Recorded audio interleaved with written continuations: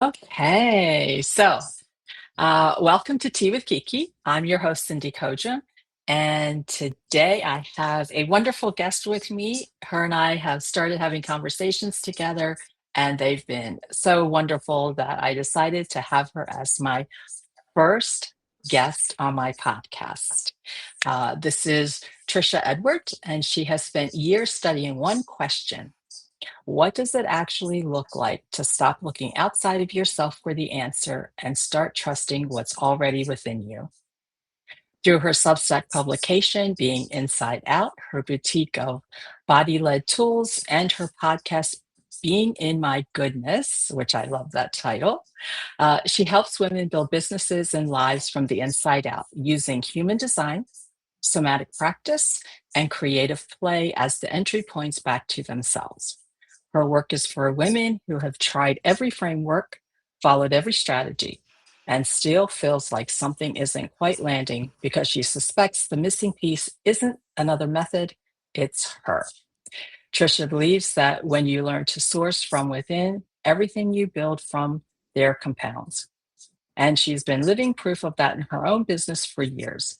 If you're curious about how you're personally designed to show up, Tricia has a free human design experience waiting for you at triciaedwards.com/design to show up, which I will put in the show notes along with her link for her Substack if you want to connect with her further once we finish today. So, Tricia, how are you this afternoon? I am good. It's morning for me because I'm over here on the West Ah, that's Coast. right. That's So, right. yeah, a little bit behind your time, but it's been a good day. How about for you? Great. It's 100 degrees, but we're doing good here in Charleston. It's a little cool So, here. So I still got the long sleeves on in the morning. By afternoon, I'll be shedding everything and it'll be hot, but cool in the yes, and morning. I'm sure that you can probably hear my AC whirling because at 100 degrees, I'm like, I am not sitting in my office. I don't care if I'm on a podcast or not without that AC going at 100 degrees. Um, so, so Tricia, you talk a lot about helping women stop looking outside of themselves for the answers and to start trusting what's already within. So I want to ask you, was there a moment in your life specifically where you realized you were doing this, looking outside of yourself? I think I was always leading towards this, that I needed to look inward. And I think I've always explored it, but I could not see that until I got to the point where I am. That, oh my gosh, I've been doing this my whole life. But I would say it was around, let's see, it was 2021. It was on April 4th. I know the date that I made a decision to go all in. It's when I signed up with the coaching program. And I didn't know I'm always one who starts off with I don't know what the next thing is. I can't see it. I don't know what the how is. We always talk about how, we're always looking for tell me the things to do. And I had no idea what those were. So I always start off with, well, what don't I want? And then how do I go from that? And for me at that time, it was April 4th, 2021. What I don't want was I was tired of gaining weight. I was tired of having migraines. I was unhappy in my job. And I mean, I wouldn't say like my marriage wasn't that we were going to go have divorce or we were, completely disconnected, but our communication was not what it used to be. And I knew that I did not want those things. And I happened to have Right. came across this woman who talked about, she always framed it as mindset. But when you got into the program, you realized it was not, that was a part of it, but it was total body connection. And I was like, oh my gosh, I don't know myself. I don't know my body. Like, I don't know who I am. And I think a lot of women, when they get to that point, I was deep in perimenopause. I had no clue about what that was about. And you come to all those things and you just like it's like the teenager you wake up one day and you're like, who the hell is this? Like looking at us like, I don't know, I don't recognize this pimply person, that's growing. That's what it was like. I'm like, I don't know who this Yeah. person is. And so it was a big wake up call. And so then I was like, from there on, I was like, how do I get to know? And it wasn't easy. Um, I, I was still figuring out what my pathway was. Today, I feel like I have a much clearer, like, oh, here's how you do it. This is easy. We can get there a lot faster now. But yeah, it was that day that I made that choice on April 4th. Yeah, yeah.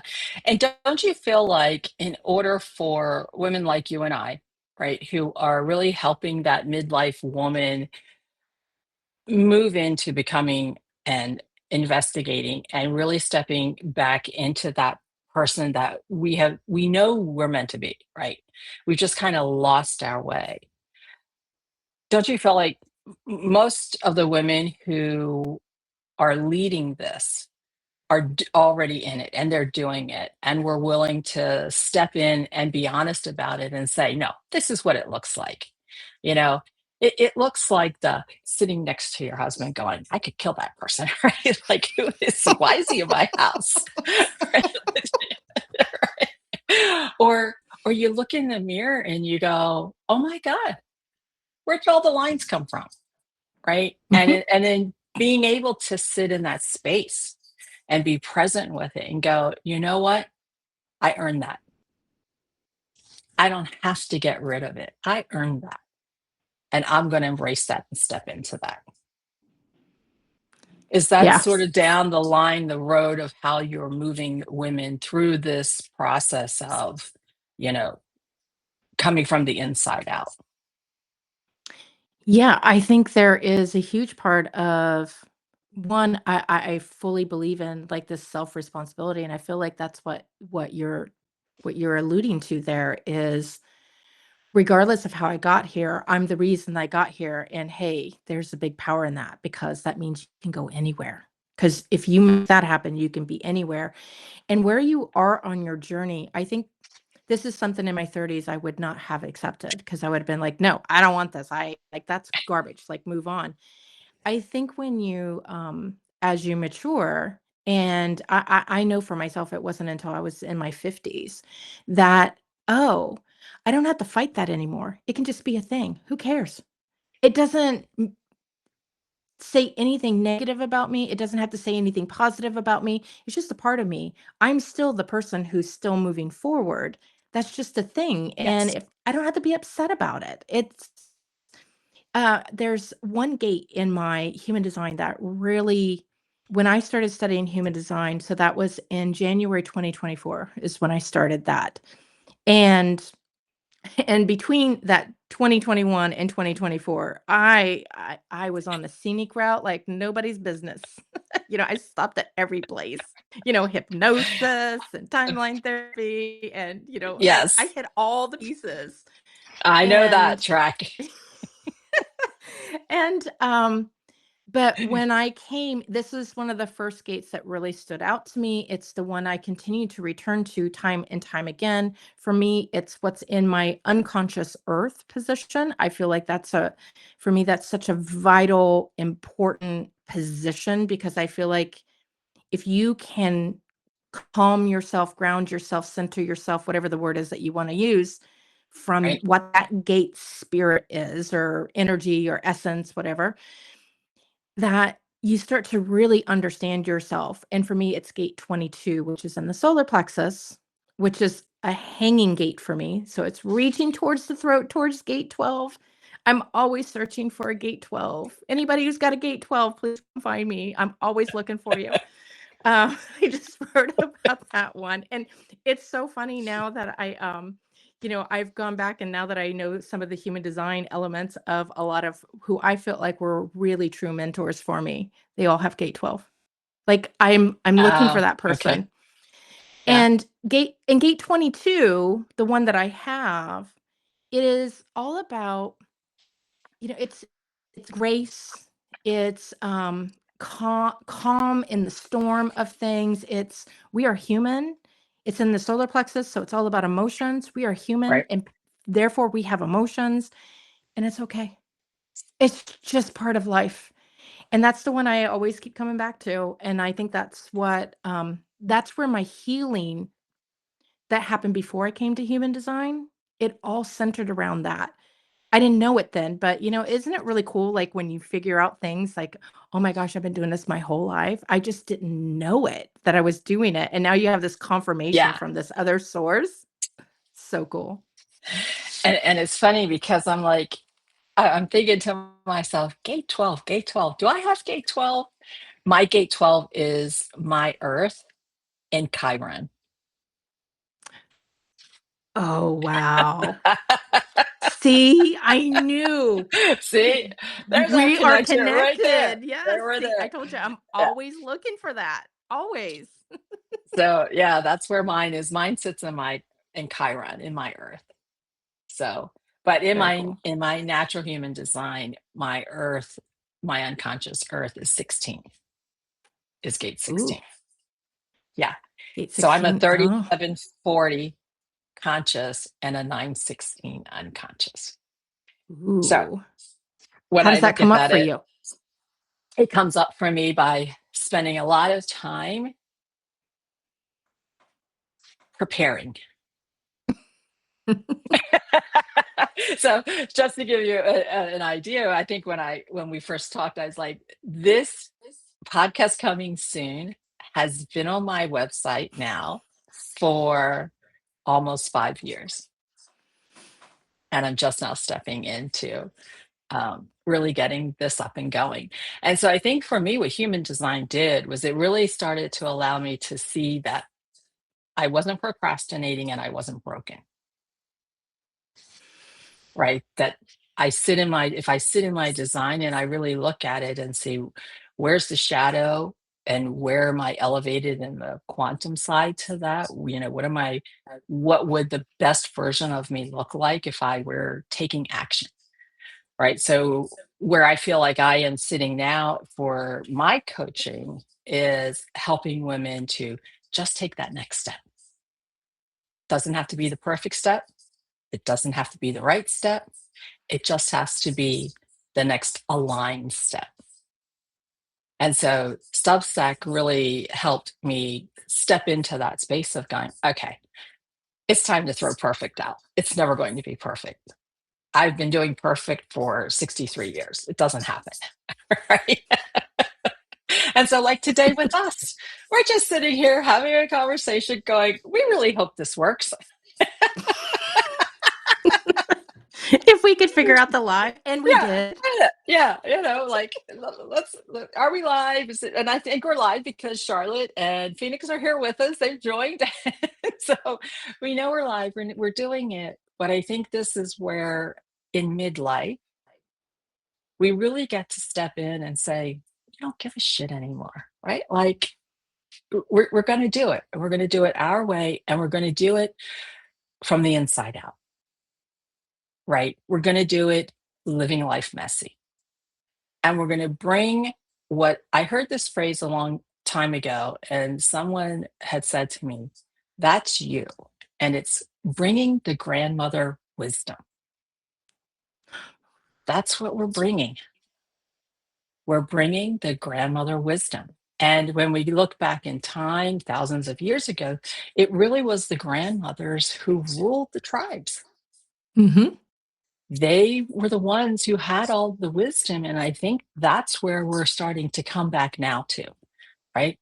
Let's listen to the women who've already done it and have been there and have all this wisdom, and let's bring it forward. And what does that look like? Right.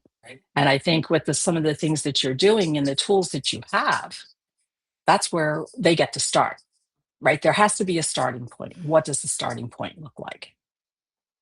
Right. Yeah, very much so. And I totally agree with that grandmother wisdom. I was just, as you were talking, I couldn't help but think about my 2 grandmothers and how I remember we would sit around and we would just listen for different reasons for each one. Like my one was, she would make these quirky little poems on the spot, and she would tell us stories, and it was always fun.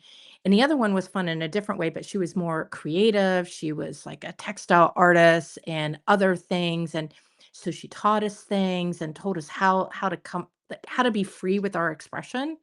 And I've been very fortunate that we've had a lot of I don't think that they would have considered themselves creative or artists, but when I look back, I was surrounded by women of grandmother age Right. growing up that brought all of that, and we were always like, "Please tell us." And I see it also in I have, 2 nieces because my one sister had kids at I guess what a lot of people have kids, and then I had kids at, 40, so, my son, and so, it's different age groups, but as I'm older and they are in their early 20s, I see they still wanna come to us, and they still wanna know what we have to say. They'll sit down for hours.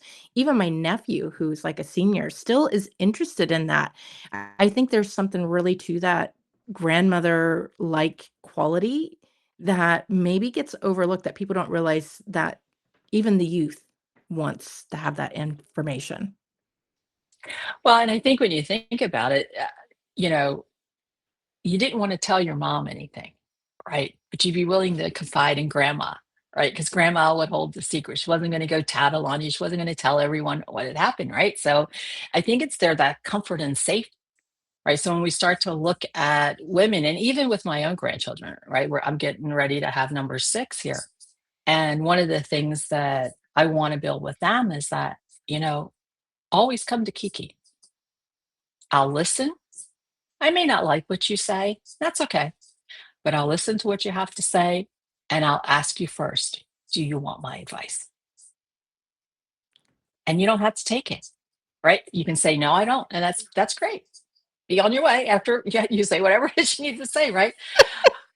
But also know too that I have the wisdom and I'm going to help you save a lot of heartache if maybe you just listen to a little bit of it, right? Like, you don't have to take it all, just listen to a tad, right? And it might save you a lot of heartache, right? And I think that really being able to help even my children, like with here's the design of your children. Think about if you just talk to them and worked with them in their own human design, how much easier would life be, Oh, totally.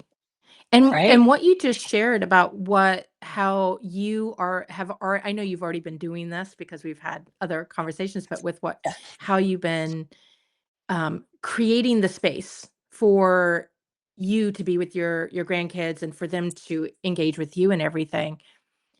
You can only do that when you know who you are, when you trust yourself, that you trust your wisdom, that you already are that person who is living from the inside out. And, I can't help but think about the people who haven't gotten there just yet. And they have all that wisdom to give, but they don't quite have that self confidence or self trust that anybody's gonna listen to them. Like, I always think, like, sometimes when you find at least for me, when I find I am talking and no one is paying attention, like, what is going on? Like, I'm always in kind of some sort of not self thing. Like, that's why no one hears me, is because I'm not really being true to myself. I'm trying to perform to be something. And I just think about, who didn't do that in their jobs? Like, I did that all the Oh time in my yeah, jobs, but performing to be exactly. something. It's why I was plagued with migraines for, decades. And it wasn't until I stopped doing that that the migraines eased up. And, they may not be non-existent, but they're night and day Yep. compared to what it was. And I find people listen to me now. I'm heard. I'm seen. But don't you think part of that too comes from when you can sit inside yourself and be comfortable with who you are, there's an energy and a confidence that comes out anyway, right? Like Completely. there's your I hate the word authentic because to me that's not my word, right? My word's genuine. Like I'm not here to be authentic. Yeah, yeah, that's the guru language of the time, right? Because even my word this year is there's two words. There's clear it up, clean it out. That's one phrase for me this year. And then the other one is aliveness in genuality, Ooh, I really like that. right? And so just being here, being present, but being genuine. So if you're pissing me off, I'm just now going to tell you. Yeah. I'm not going to be the people pleaser. I'm not going to emotionally hold you in that space anymore, right? Because that's who I was. I'm that 2-4 projector who has he doesn't want that confrontation, wants everyone to love each other. I'm going to manage your emotions. I'm going to manage I'm going to be the controller of everything that's going on around me. And now it's like, no, you know what? I'm showing up in the present, honest about where I am. And I want you to do the same, right? And if you're happy, great. We're going to be happy together. And if you're not, that's okay too. How can I hold space for you? What do you I need? I really love that. And I want to touch on something that you said. And I don't know if everybody know, I noticed it in your body language because this is a part of the world that I love to deep dive and spend time in. And maybe I should mention that son is considered nonverbal, a label that I hate because he vocalizes things. It's just you can't understand the words and stuff. And it's another thing that has happened throughout my whole life is communication beyond what the words what the words mean, all the other aspects of everything. And when you were talking about authentic, I could see your body got tensed up.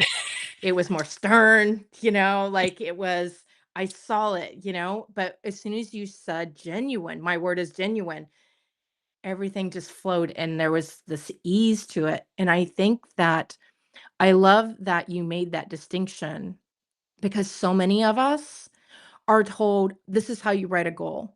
This is how you this is the word you need to use. This is Yep. the buzzword of the time.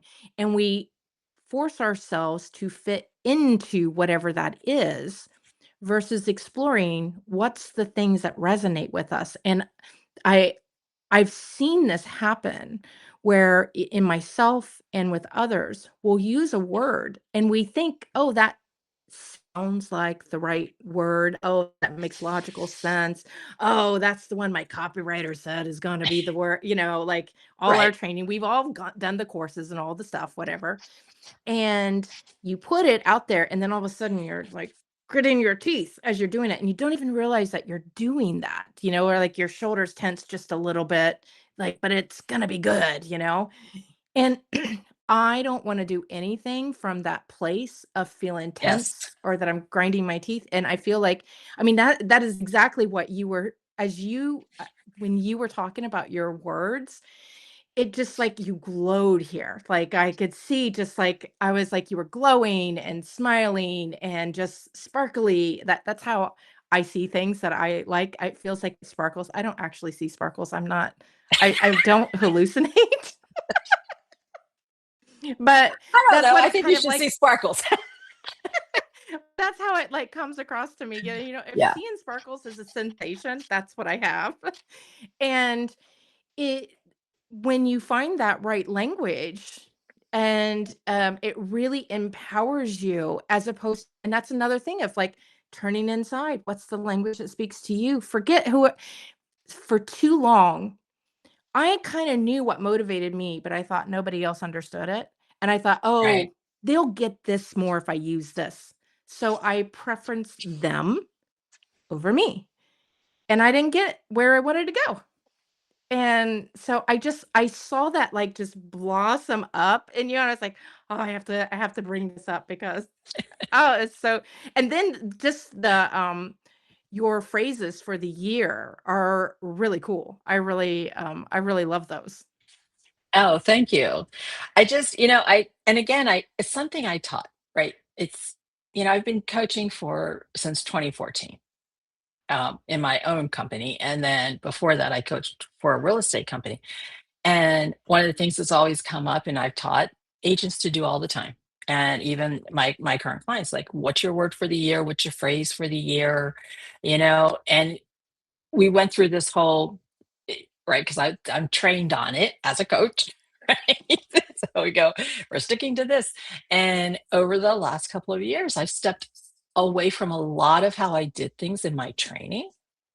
And I've come back to doing it what resonates with me. And the people that, and this was even before I really got into Julie's stuff with Five Live Tribe, who you're here to serve, all of that stuff. It was just more of that path of how do I need to do this? And then how can I help someone else do it? And so it was sitting with words instead of making it a goal or, some people meditate on it, and that's fine. They can come to it, but I don't ever, I can meditate and go, all right, well, not sure what they heard, but didn't hear anything, right? Like I'm never going to be that person who sits and things just come to me like that. That's not happening. And so I found for me, and this may be something that you actually work with in what you do when it comes to language and verbal things. I sit with it and I say, all right, here are some of the things that are coming to me, right? Like, oh, this phrase, or this is what I want to accomplish. What would resonate with that? And then I take them all and I sit with them and I say it out loud and hear it back. And that's how I know whether or not the energy of that word feels good. Now, it's taken me a while to learn how to do that, right? Because I'm that one who's like, no, no, no. Because, with that 916 sitting in there, it's, it's, it's going, I got to master this, and this is a skill, and this is how you do it. And so there's a step by step. And so I really sort of had to take and, go, okay, there's a shadow side to this, Cindy, and you're sitting in that. Let's go over here and listen. And so for me, that's how I figured, that's how even tell my clients, like, listen, say it out loud. How does it feel in your body? Because if all of a sudden you're like constricted, that might not be your word or your phrase. Or if you have an article, like everything I do on Substack and anything that I put out now, I say it out loud. I record it and then I listen to it and I go, is this in alignment with my body? I don't care if it's in alignment with yours, because if you're to resonate with it, it will. Yep. But if it's not resonating with me first, I'm not sure how that message is getting to you. And so it's really hearing back for me what I'm saying and what I want to put out there. And is it feeling aligned? And if it is, I go, click. And if it's not, I go, okay, back to the drawing board. And I love that.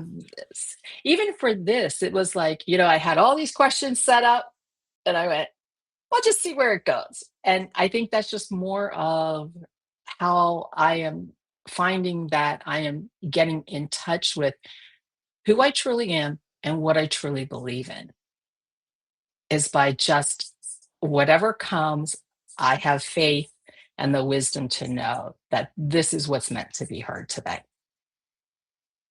Yeah, I like that. I have a similar process. Mine's a little bit quieter. Like sometimes I read things out loud, but especially when I'm writing something that maybe it's not the full article, maybe it's the title, the subject of an email, whatever version of a CTA is, I don't generally write traditional CTAs. But whatever version of that where I'm looking to have some kind of movement, I kind of go through, I just hold each word individually in my mind for like I just say it over and over for like 10 Right. seconds. And then I look like how you said, if your body's constricting, not gonna happen. And then I also look at what is the thing that I'm looking to happen here? Because I started doing this with my own what I don't have goals. I call them expansion experiences. But for purposes here, I think if I say goal, everybody knows what I'm saying. Your goal Right. statement, your motivation statement. And so I started doing this with my motivation statement where like, oh, sometimes it feels good, but it feels good as in I'm going to sit here and do nothing. That feels good to sit here and do nothing. And I was like, "Oh, that's not what I'm trying to make myself do." So, I started looking at what feels good and what's the action I want to take. And if I want to stay stationary, well, that's good if I'm just looking to center myself and pull myself and pause. But if I'm looking to write that note on Substack, well, that's not helping me.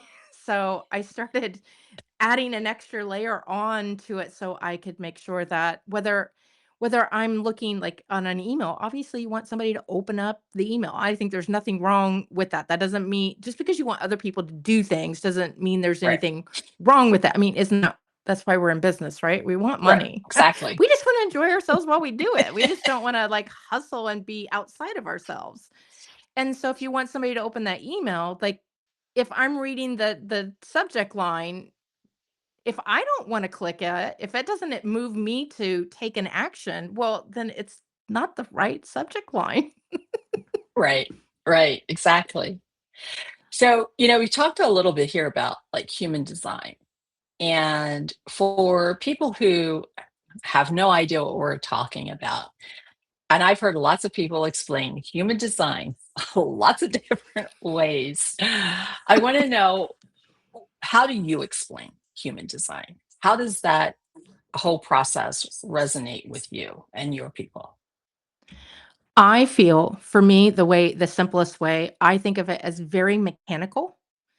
It's how energy it's a system that categorizes energy into types. So, like mental energy, somatic energy, emotional energy, directional energy. Like, oh, now, like, it helps me to organize it and it makes it clear. And then it's just a mechanical way of that it moves because it doesn't flow through all of us in the same way. Like, my um, sacral and my identity center and my solar plexus center are connected, but they doesn't flow directly to the throat without help in there. And that gave Right. me the understanding of, oh, well, I always say my voice originates in the solar plexus for me, but it doesn't make it to the throat. So I have alternative ways that it comes up, like movement and doing things, making things, creating things actually with my hands helps for the words to come out. So for me it was very mechanical. And so it gave me a real like, oh, this is like no brainer. No wonder I make sketches. No wonder I was a designer and not a writer, out the gate, because I had to build a bridge to get it out there, and mine just happened to be sketches. That's what I did. And so I just think of it as real, just straightforward and mechanical in that way. But it gives all these felt sense, these, when we talk about energetics or whatever, it's like, what is that? Like there's it makes I always think woo is woo until you can put it in ordinary everyday situations, and then it's no longer woo, it's just Oh, common sense. yeah. I like that. Yeah.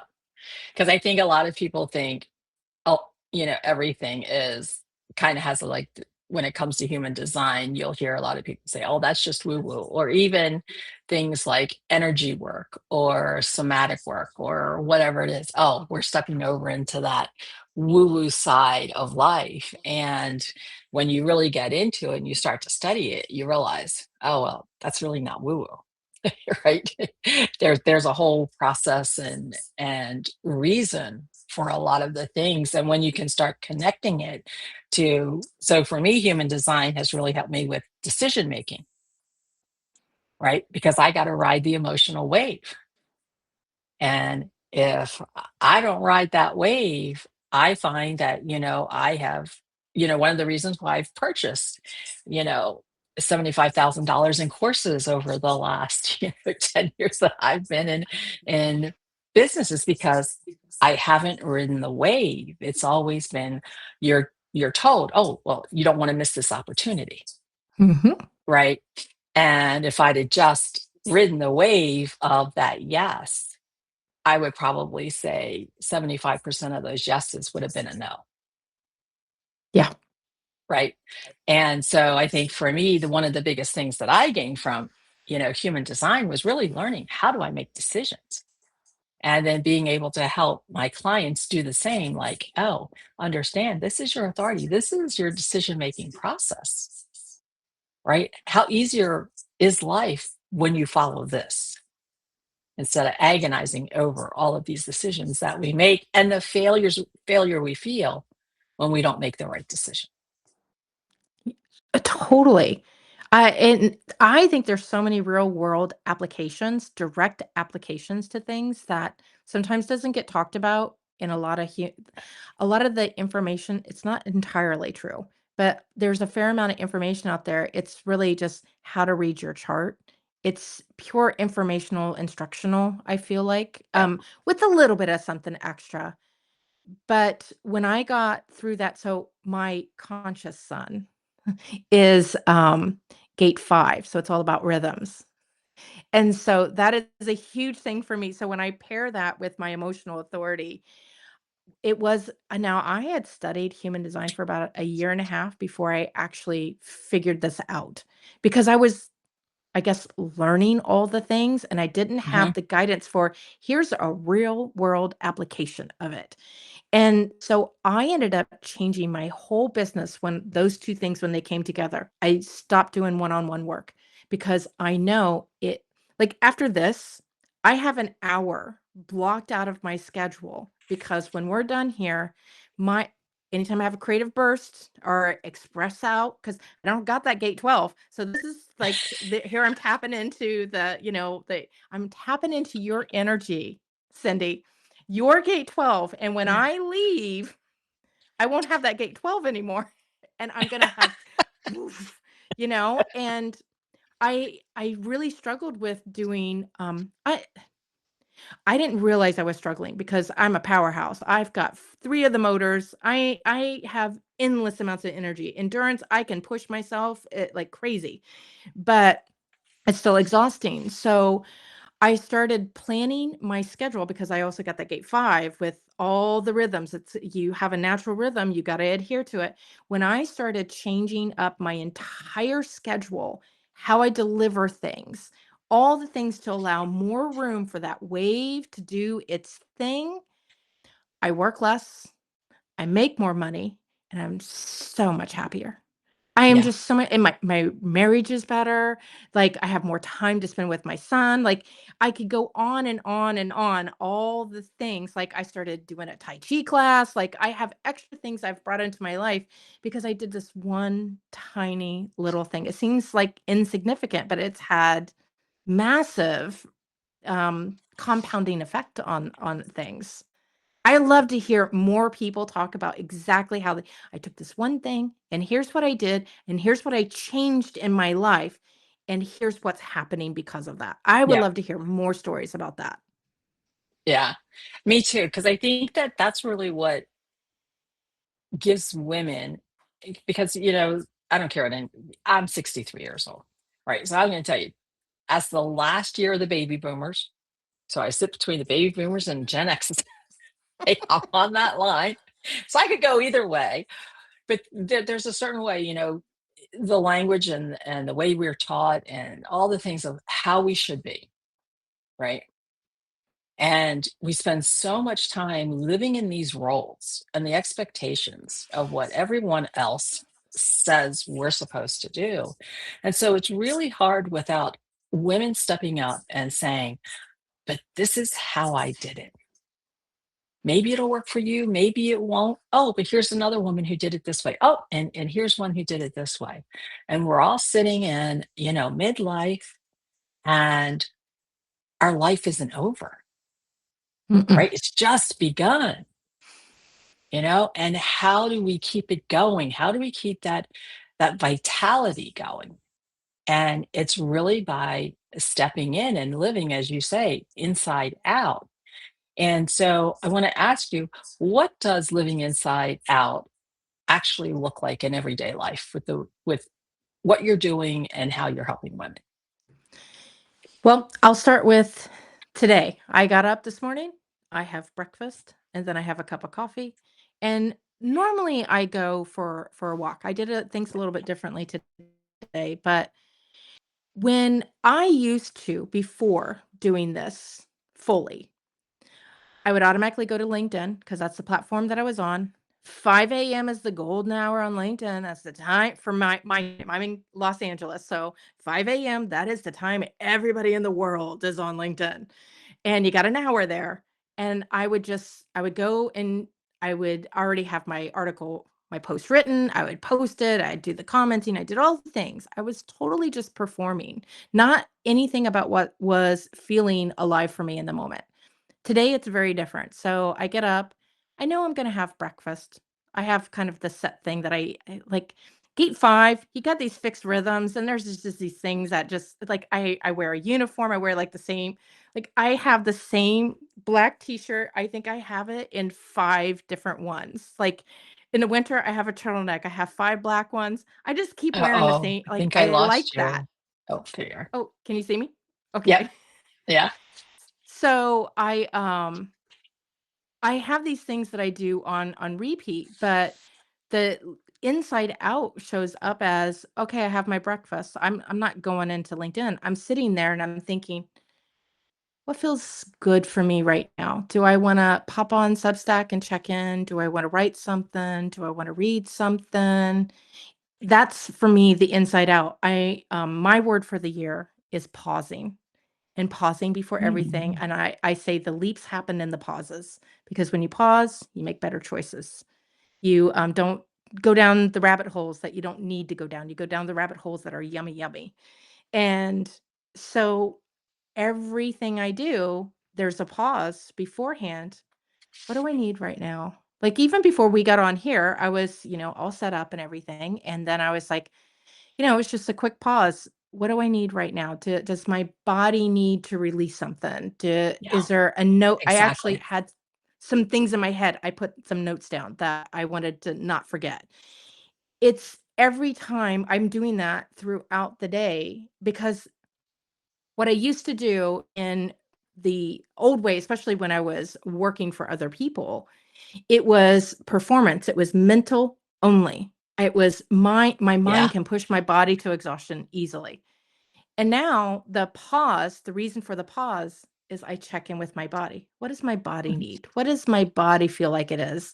And as soon as I have that connection, the next step just it kind of is just there. It just pops up, and it might be something for my list that I had put down, and it may not be. But that would be the key element that is very different from just getting up and doing something because it's something that I think I need to do versus getting up and like doing something, pausing, feeling into my body, what do I need? And then doing the thing. So that's kind of the biggest difference, I guess. Yeah, and I like that because one of the things that I have really started noticing for me is that in that pause, I recognize that my body knows before my mind does. It's like, take the pause, even if it's just to take 3 deep breaths and just go, "Okay, now let's settle and see." And I think that's even with posting something or doing whatever, it's like taking the pause and listening to how is it feeling in your body so your mind can catch up, right? Yeah. And understand, and it's not just doing its normal loop that it just does. And so I love that with the pause. And then Um, honoring it. Like if something oh, comes well, up, that's true.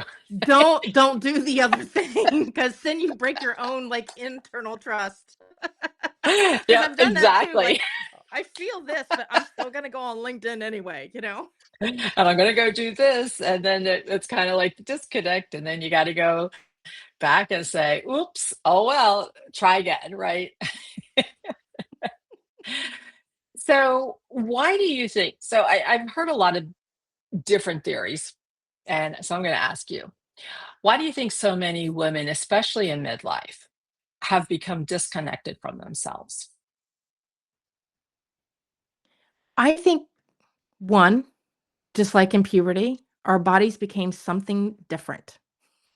And I think Maybe it's like Mother Nature's natural way of helping us to realize, like, how, like, if you have a throbbing pain, like, you may not really notice it, but when it's real, like, sharp, then you're Oh like, yeah. "Oh, wait a minute, hang on a second, maybe I do need to pay attention to this," sort of thing. And I feel like that's kind of what menopause is. Like, you've been slowly disconnecting yourself for a long time, so I'm gonna shake you so you really can tell, like, you have no idea what is going on with your body.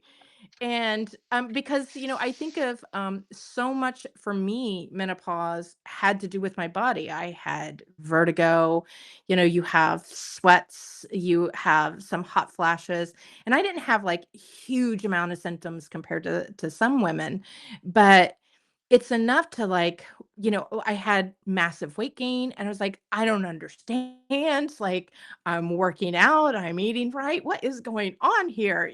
It's like you can also look at it as, oh, your body is kind of betraying you. But, there's so much in our life that we have been treated to or conditioned to look outside of ourselves, to push ourselves. And I say that we're conditioned, but I think we are also, I was heavily self conditioned because my last year at work, I knew that I was going to be getting laid off. The last place that I worked for somebody else was at a creative college here in Los Angeles, and I knew they were either gonna close up or they were gonna sell the college, and they ended up doing kind of half and half of that. For a year, I knew I was gonna be losing my job, I just didn't know when, I didn't know what the conditions were, and it was really stressful in a lot of ways, but I also took the liberty to say, "Well, what are they gonna do, fire me?" So what if I just show up the way that I want to? And it was kind of this little rebellion test that I did. And I was like, I'm not going to work so much anymore. I'm not going to do this and that. And, I was almost felt like I was treated at a more elevated level because I was no longer doing the other stuff, and I was like, "Oh, no one ever expected me to do that." I put that pressure on myself to expect Yep. myself to do that. So, it's part conditioning of the environments we're in, but I think somehow along the line, we've learned to self-condition, and we just make it that much more. I think women are very susceptible to that. I because Yeah. I will say, I know the pay between male and female is that is a real thing in every job that I've ever worked for. Like, I've seen it, like, Exactly. there's other things that come up, and so you just feel like you have to, but at the same time, what if it's all just a mental game? What if we imagine it that way, and so therefore reality plays out that way? I don't know, I don't have Right. the answers. No, but I like that because I think the same thing that we really spend so much time that, yeah, our environments create some conditioning, but then we take that on. And I think as women, we just expand it, right? Like it really becomes part of our identity, right? Whether it's the roles we're playing or just the everyday thoughts we have about ourselves, our bodies, our whatever's going on. And for me, it was really more about feeling disengaged. Mm. Like that's how I knew I was disconnected, is because I was totally disengaged. I just didn't care anymore. I don't care what you think. I don't care. You go over there and do you. I'm going to do me. Like there was this, I didn't care about what I was cooking. I didn't care about doing this. It was like I was just so totally disengaged. I really didn't have a feeling about it one way or the other. I was actually just showing up neutral, which for me becomes that, you know, it became this constant, what's wrong? What's wrong? Why are you doing this? Or why aren't you doing that? Right? Everyone's like, oh, are you feeling okay? I'm feeling fine. Leave me alone. Like, why?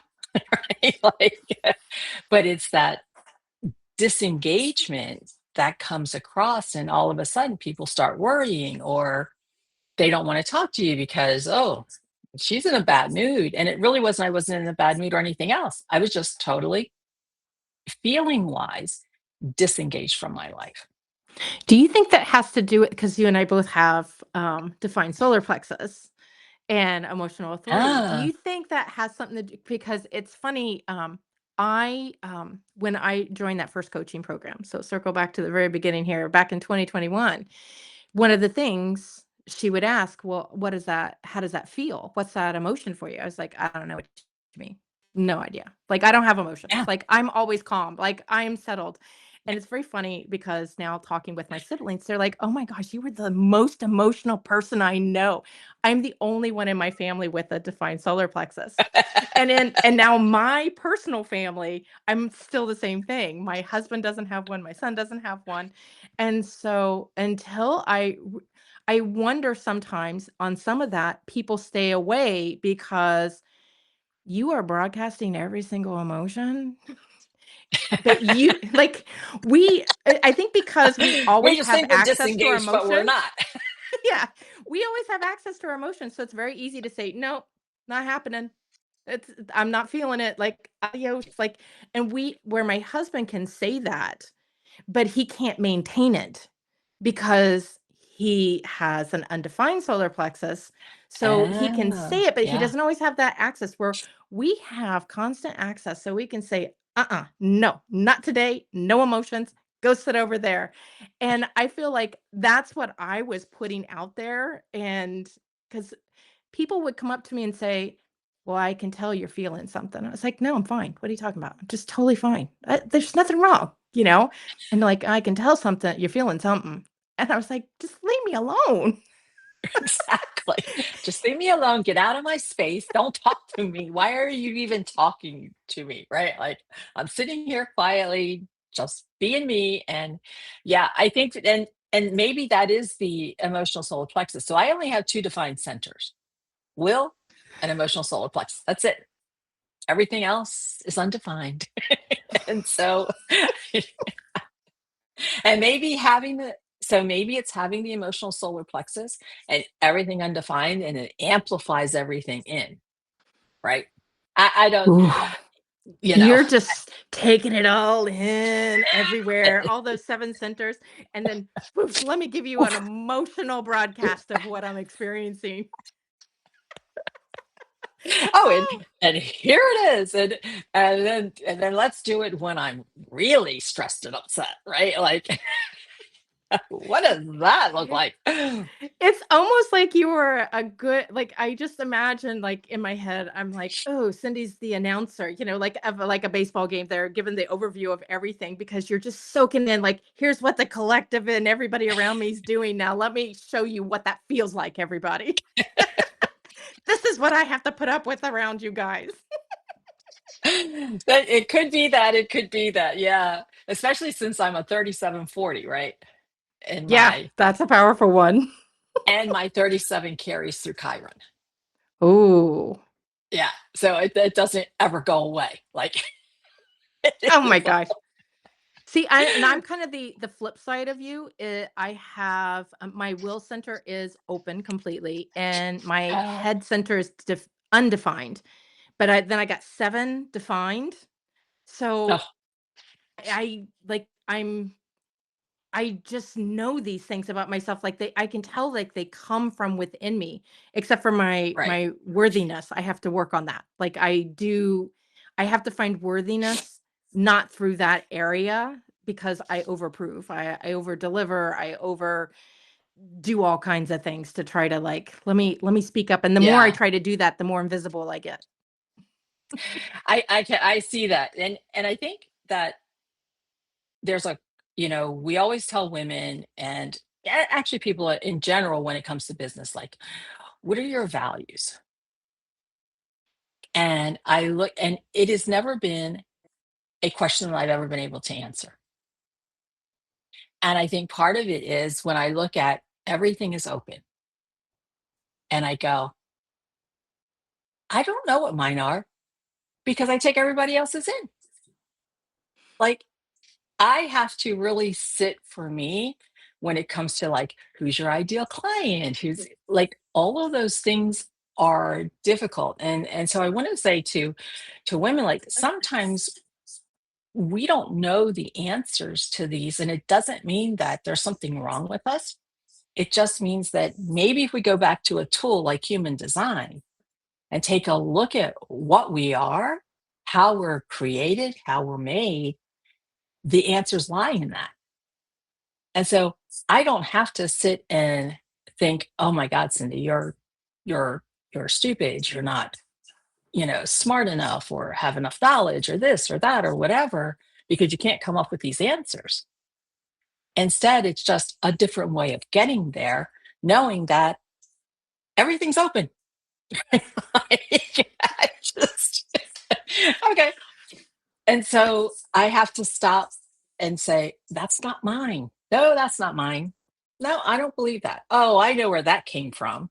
That's not mine either." Right? And so it just takes a little bit longer to go through the process because I've spent so many decades not having an opinion about it myself. Right? Yeah. And taking in everyone else's opinion and knowledge, and I think stepping away from, Julie had done one of her daily frequencies to us, and it was probably the only one I've ever commented on. And it was because it was like she finally gave me permission to be okay with the not knowing. Like, you're right. Why do I always feel like I have to know the answers? Now, granted, part of that's probably my 916. However, it could also be just that it's this whole thing of for so long, I've had to pay attention. And then because I'm a caregiver and I've taken care of my little sister since I was 5 years old, right? Like there's always this, I'm always taking care of someone, having to manage someone else, to do always having to feel like I need to be in control and all of those things. And it's like I've never really taken the time to just sit and go, what do you believe in? What do you value?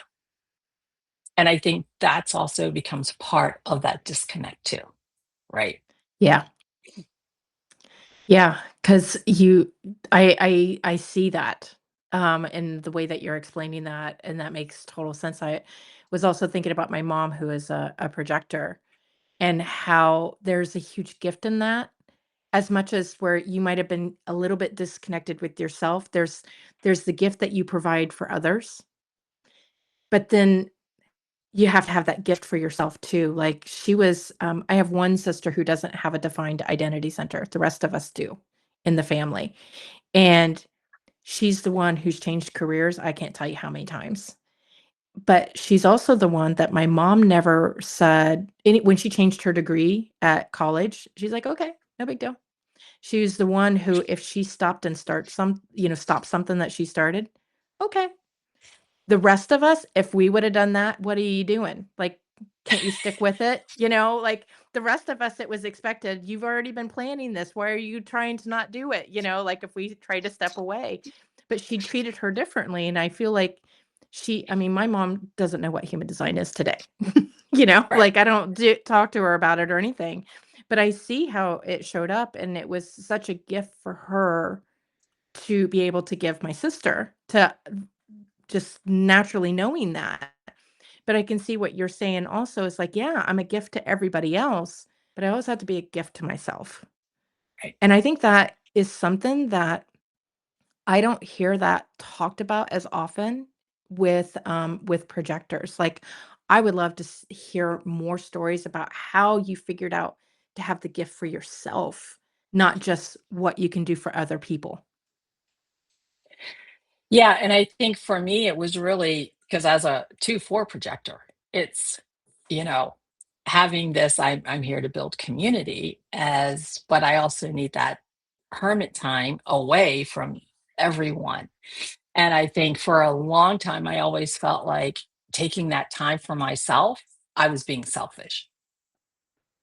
And I wasn't doing the things that a good mother or sister or daughter or wife or whatever you want to call it, right? Or coach, or, if I was taking time away from myself. And so for a long time, even when I first got into business, I was available 24/7, right? And, my clients love that. But at the same time, and they Exhausted. did. I like it was like, oh my God, I need a break. Like, oh, how am I going to keep doing this? Right. And so I really had to learn. And I think for projectors, a lot of us don't have boundaries either. Right. There's a couple of projectors that I've talked to and was like, none of us have boundaries. We don't even know what that word means. Right. Like, what are you talking about? And so there's all of these things now in midlife that, that I'm going back and looking at and going, oh, I get to do that? Cool. Here's my boundary. Do you see this on my calendar? Do not talk to me at this time. You know, like, oh, by the way, I'm no longer available 24/7. Here is how you can get me, right? And going back and resetting these things and really looking at it and then saying, how does it bring the vitality back? Because without the vitality, I don't care what you're doing. It's never Completely. going to be what you want it to be. And so just being able to now sit in that space and go, oh, this is what I value. This is what I believe. May not be what you believe. Sorry, mom, but this is really what I believe about God and the universe. It's not exactly the way I was, but this is who I am. And being able to sit in that and be okay with it. And I Yeah. think that's what midlife gives us now is to be able to sit inside and say, I'm okay with this. You don't have to be. I am. Yep. But I'll still hold space for you. Yeah. Right. So I know I kept you, and but I want to ask you one more thing before we go, because I have decided, at least right now, anyway. What happens the next time I have a guest? Who knows, right? But at least this time, I decided I wanted to end with fill in the blank statement. Right. Ooh, And okay. so, okay. So the statement for you is this as we come to a close here. Um, Finish this sentence. The woman who trusts herself is a woman who, Lives life to the fullest. oh wow, I like that. Very good. Yeah, lives life to the fullest. I love that. So for me, my answer is what was the question again? Oh yeah. I'll give you any answer, right? Let's see. The woman who trusts herself is a woman who is willing to look honestly at herself and be okay with who she is and where she is right now, knowing that and understanding that she will figure it all out when the time is right. Yeah, that's really nice. I like that. So, and maybe as we close, is there anything that you want whoever's listening to do with you or how you want them to follow up with you. Again, I'm going to put your stuff in the show notes, all the ways that they can contact you with the human design reading and with connecting with you on Substack. But is there any other uh, program or tool or way that something that what else you want them to know before we leave?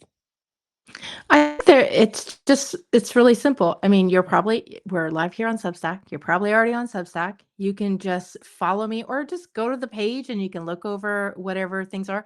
This is I have decided that my life should not be about a single thing because it's not. It's never been.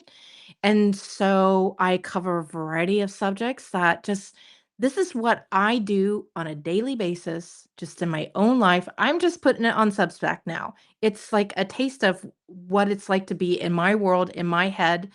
And, if it's interesting to you, it's interesting to you. If it's not, it's not, and that's okay too. But that's what I would want for everybody. Just go where things resonate for you and just be in the spaces that you feel contribute to what brings your world alive and feels good. I always I have a phrase that I've been using for a year now. It's called feels good makes sense. It has to feel good first, and you have to ask that question first. Does this feel good? Makes sense comes afterwards. And oftentimes it feels good, but it doesn't make sense until a little bit of hindsight, and then you're like, "Oh, now it makes sense." But the feels good is the most important part. So, follow where it feels good, and if I am not the one where you feel good, then that's okay too. I'm a believer in going where what contributes and adds to your Yes, life. I agree. I agree. Well, Tricia, thank you so much for doing this with me and for sharing your wisdom and heart with us today. And to everyone else who's listening or who's going to eventually listen to this, thank you for your time as well. And with a warm cup of tea, as you all have been seeing today, that I am drinking, and an open heart, I'm your host, Cindy Kojam, and this is Tea with Kiki. Until next time, keep trusting the woman you're becoming.